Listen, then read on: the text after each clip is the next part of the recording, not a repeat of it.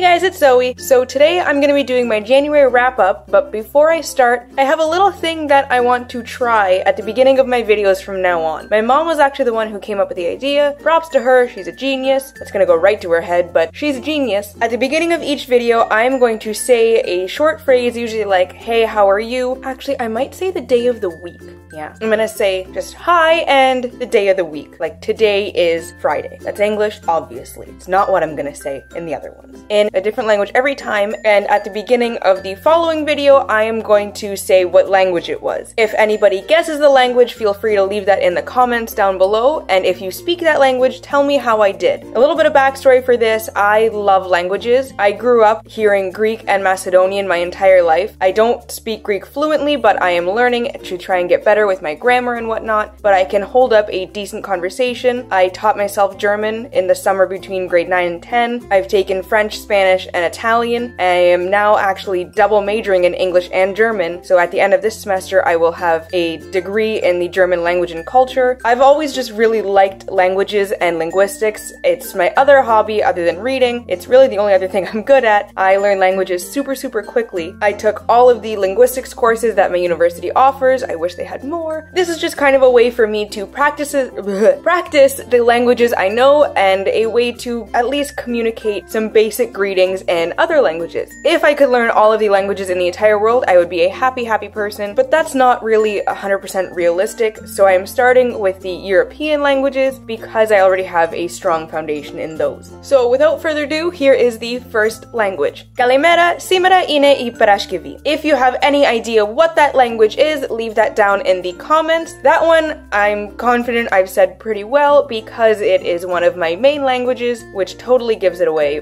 but still try and leave that down in the comments below. Now on to what this video really is about, my January wrap-up / February TBR. It's not really going to be much of a TBR, but nonetheless, my January wrap-up February TBR. I can't speak today, I don't know what words are. Anyways, I read 6 books in January. I started 7, but I haven't finished the 7th, so I'm going to count that as a February book. The first one was contemporary, and the rest were fantasy. I stuck to my January TBR. I didn't read anything that was not on that TBR, but yeah. So the first book is You Know You Love Me, that's really glary, by Cicely von Ziegler. This is the second Gossip Girl book? It's the second Gossip Girl book. I've made my feelings clear about this series. I love it, but I hate it at the same time. It's just one of those guilty pleasures. The second book I read was The Dragon's Path by Daniel Abraham. I have really— oh my god, that is bent! I am so sorry. I'm so sorry. Anyways, I have been trying to get better with annotating so I can give better reviews. Oh, the sun came out. She's bright now. Awesome. I absolutely love this book. It was everything I was looking for. It's not a huge cast of characters, so you're not totally lost the entire time, but the characters were fantastic. There are some that really pissed me off, but I love to hate them. I called what was going to happen at the end, right at the beginning, but I loved seeing the journey to how that was going to happen. I am really looking forward to the next book in the series. I'm not going to do a more in-depth review for this book, or I think any of the other ones that I have, until I'm done the series. Just for simplicity's sake, I don't really feel like doing a review for a bunch of individual books because this video would end up being an hour long because I ramble. I ramble a lot, it's just a thing, but when it's books that I love this much, I tend to ramble. I'm rambling right now. Let's just move on to the next one. We're okay. Everything's cool, we're fine. The next book is The Last Name Sarah by Kristen Ciccarelli. I was pretty good about annotating this one as well. Where am I going with this? Pause. I forgot to mention, I gave this a 4 out of 5 stars, which is a common theme for this month. I read a lot of good books. Not a lot, but I read good books. Back to what I was saying before, The Last Name Sarah. I am just all over the place. Holy crap. I was gonna say a bad word, but my family said I'm not allowed to swear because I swear like a sailor or a factory worker, which I was. But the little kids in my family watch these videos, so I'm not allowed to swear. Poop. Anyways, I gave this one a 5 out of 5 stars. There were dragons. Dragons are my favorite, and elves and fae, but they're my favorite. Oh, the way this ended. Ooh! I love this book. Again, I called what was gonna happen. I don't want to spoil anything, but I called it. I knew it. There was something off right from the beginning. I loved it. I'm one of those people that really likes long books, as you can tell. This one wasn't that long, but the font is— let me see if I can find— oh, no, I don't want a note on it. This font, can you see that?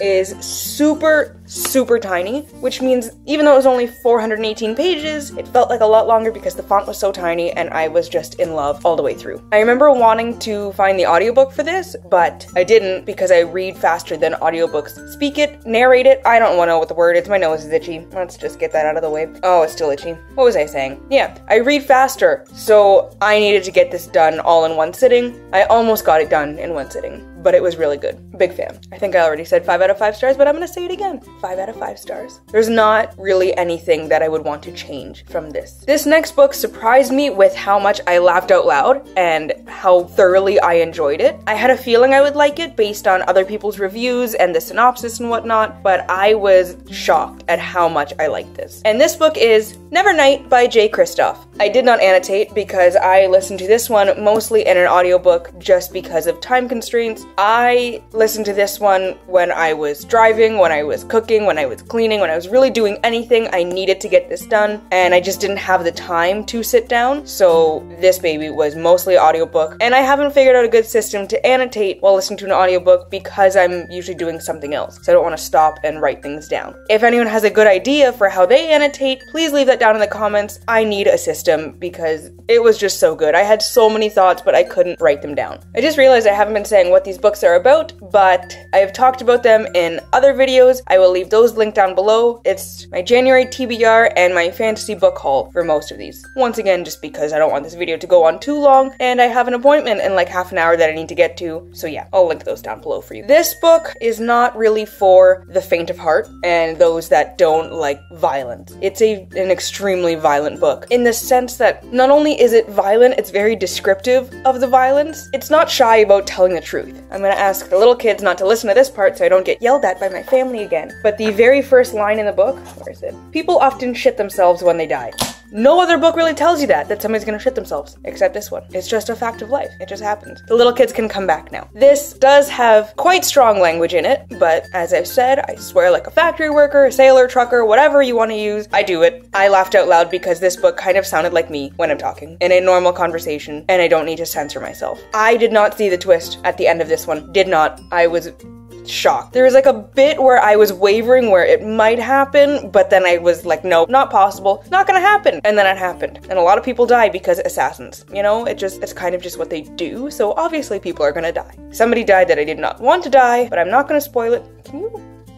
Thank you. So we're just gonna leave it at that. I have God's Grave, the second book. I think I'm going to read that in February, but that will be later in this video. This one I also gave 5 out of 5 stars because I was just in love with it. I have heard that it's either you love it or you hate it, and I really see why there's really no happy medium. This did not have dragons or elves or anything like that, but I still frackin' loved it. Oh, it was so good. I kind of want to read it again, but I kind of want to read God's Grave. And the ending set it up so perfectly for the next one. Oh! I can't wait. Okay, we're moving on. The next book I have is The Lies of Loch Lamora by Scott Lynch. This one, that's not an annotation, that's just a page marker. Whoops. This one, I listened to mostly on audiobook just because time constraints, so no annotations. Not only just because of audiobooks though, the first 100 pages were so boring. I had to power through it. It was a good story, but not much was really happening. It was really setting up for the next 400 pages and the rest of the series, but I remember messaging my friend and being like, I'm on page 106 or something, and I am bored to tears. But then, not even 10 pages later, I was like, sweet baby Jesus in his cradle, this is fan-frickin-tastic. I almost said a bad word right there, but I stopped myself with the children.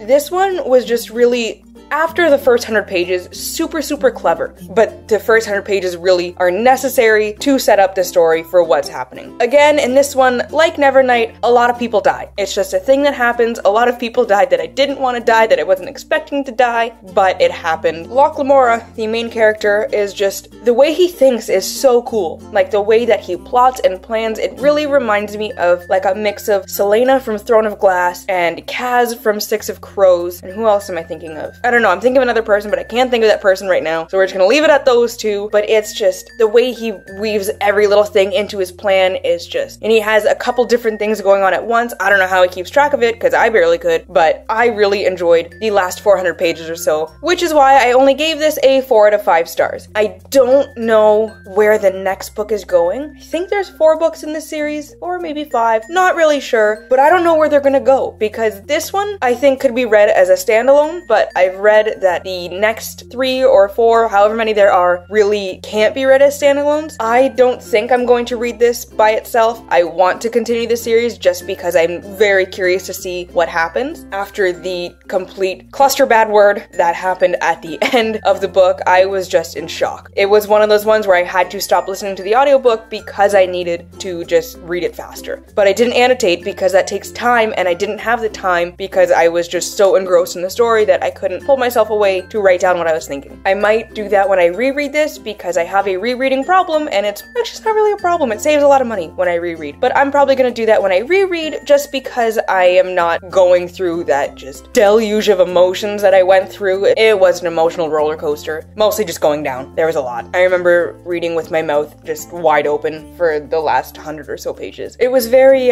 Storm of Swords ending, this one. The last 100 pages of that book ruined me. It ruined me. And then they split it up into 2 seasons in the show. Anyways, I digress. I'm ready for the next one. 4 out of 5 stars to this one. I'm curious to see if I will be bored again for the first 100 pages, or if it will just pick right up. I'm hoping for the latter. The next book I read is one I've read before, and that is The Demon King by Cinda Williams Chima. This one, I annotated the beginning, and then bad things happened with this one. I was at Kurt's parents' house, my fiance, what the hell? Anyways, I was at his house, his parents' house, because his house is my house. Words are hard. I was at their house, we were reading, he was watching UFC, I was reading, and I had the tabs in this little color. As you can see, there are a million in this first little bit. And then I went to go stand up, and my stickies were gone. The post-it notes disappeared. They have leather couches, so I was just trying to find all in them. I don't know if Hershey ate them. If Hershey ate them, that's a bad thing because he's like 10 pounds. I lost them, and it's very sad because I wanted continuity. I like when they're all the same color. I read through like most of this bit in between the colors before I realized that I had a second color. And then when I got the second color, I almost lost those two, but I found them. I don't even know where they went. I think they were in the front of the book. I don't know how, but they were in the front. Anyways, I didn't annotate the last half, but there was a lot that I wanted to. I'm out of stickies now. I think I might have a little bit of the purple ones left. I need more because I like this whole annotating business. But yeah, I have read this one 3 times now, and I like it more and more each time I read it, which usually happens. I don't think I listened to the audiobook at all for this one, maybe for like half an hour at most, but I don't remember what I gave this one. I gave this one a 4 out of 5 stars. Some of the characters I love. One of them, one of the main characters, Raisa, the princess, is just, she's a teenage girl. She really bothers me. She gets mad at her best friend because he had left for 3 years to go to a school, and she left to go be fostered at some other place that was not her home, and when he came back, he was all grown up. He left when he was 14, he came back when he was 17. I don't know if she's ever heard of it, but there's this little thing called puberty that happens, and it really changes you. Changes the way you look, changes the way you act. It's different. Obviously, when he comes back from a school for soldiers, he's going to be a more disciplined person, a more serious person. This little insert bad word here is upset that he went and changed without her permission. You're stupid. She's stupid. But she does grow throughout the series a little bit, and there's a hair, there's a fuzz or something on my lip. Yeah. She really annoys me for the first little bit of this book. She gets better though. I know after reading the second one, she does get better. I'm hoping in the third one, which I haven't read yet, she gets even better. I almost said more better. There is hope for her to turn into a reasonable adult one day, but at the beginning of this book, wasn't happening, which is one of the main reasons why I gave it 4 out of 5 stars. The last book I have is one that I didn't finish, and that is The Exiled Queen, also by Cinda Williams Chima. This is the sequel to The Demon King. Have not annotated because no stickies, or they're just gone wherever they are. I am 152 pages into this one. As with The Demon King, I'm liking it more and more every time I read it. This is only the second time I'm reading it though, so I am already picking up on stuff that I didn't pick up on the first time, and I am liking it more this time around. That's not to say I didn't like it the first time around. I really liked it, but I like it even more now. This one is going to be featured more in my February wrap-up. So those are the books I read in January. I originally wanted to read 13, but I only ended up reading 6. I don't know know why I do this to myself, because for some reason every January I start out the year in a reading slump. I don't know why. Probably because I try and cram so many books into December that I just can't physically handle it. And on top of that, I read fantasy a lot slower than contemporary. So 13 fantasy books in a row without any contemporary there to break it up is a lot, and I knew I wouldn't get through it, but I like to try and challenge myself, and if I got through them, awesome. If I didn't, there's always next month. So the February TBR bit, I don't really know if I want to make a February TBR or if I just want to continue on from my January TBR, what's left over, but I'm thinking I am probably just going to continue on rather than coming up with a whole new list, just because I've stuck to it pretty well so far, and I really want to read these books. I might throw in some sequels in there, but on the spot decision, I think I'm just gonna stick with my January TBR, the last half of the January TBR.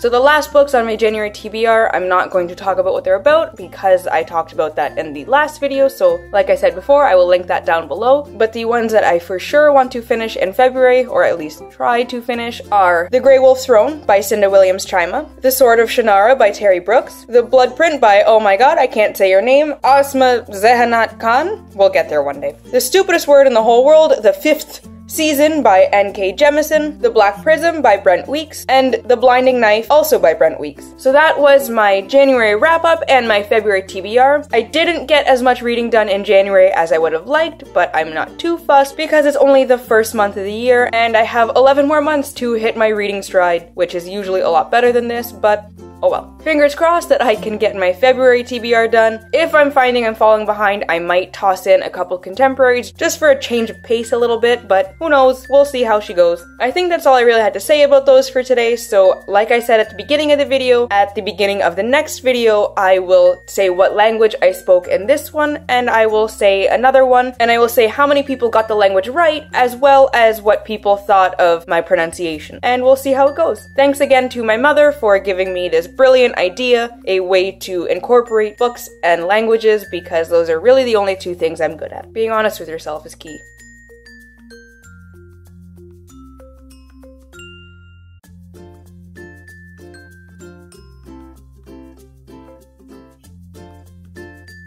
I hope you all have a wonderful day and get at least a little bit of uninterrupted reading time. I'll see you in the next video. Bye!